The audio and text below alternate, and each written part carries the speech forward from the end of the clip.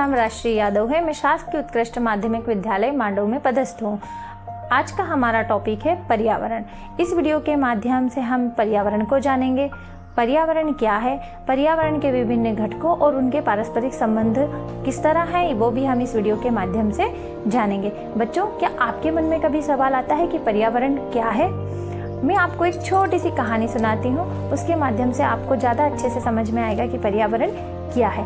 आप ही की तरह रवि नाम का एक लड़का है जो अपनी गर्मी की छुट्टियों के बाद घर से स्कूल की ओर जा रहा था। इस रास्ते में उसके खेल का मैदान पड़ता है।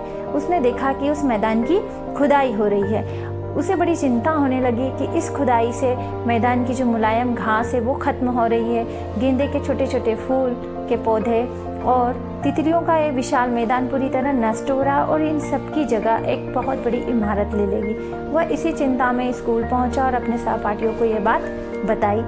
सुबह प्रार्थना सभा में उनके प्रधानाचार्य ने भी ये कहा कि देखो कैसे पर्यावरण बदल रहा है। तो उसके मन में ये सवाल था कि पर्यावरण क्या है। कि आपके मन में भी पर्यावरण क्या है, ये सवाल है?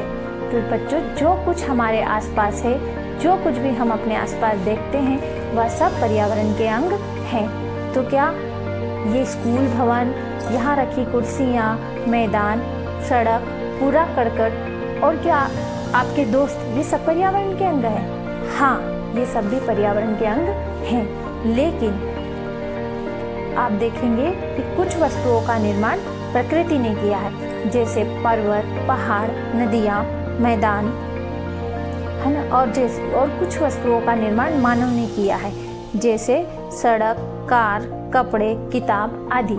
ये हमारे पर्यावरण के घटक कहलाते हैं। जैसा कि आप देख रहे हो, पर्यावरण के घटक इस प्रकार हैं। प्राकृतिक पर्यावरण, जिसमें वायु, जल, स्थल और सजीव आते हैं। मानव निर्मित, जिसके अंतर्गत मकान, पार्क, पुल, सड़क, उद्योग, स्मारक आदि आते हैं। और मानव भी पर्यावरण का अंग है, जिसमें एक व्यक्ति, परिवार, समुदाय, धर्म, शैक्षिक, राजनीतिक और आर्थिक स्थितियां शामिल हैं। इस प्रकार किसी भी जीवित प्राणी के चारों ओर पाए जाने वाले लोग, स्थान, वस्तुएं और प्रकृति को पर्यावरण कहते हैं, जो प्राकृतिक एवं मानव निर्मित परिघटनाओं का मिश्रण है। इस प्रकार क्या आपके दोस्त पर्यावरण के अंग हैं?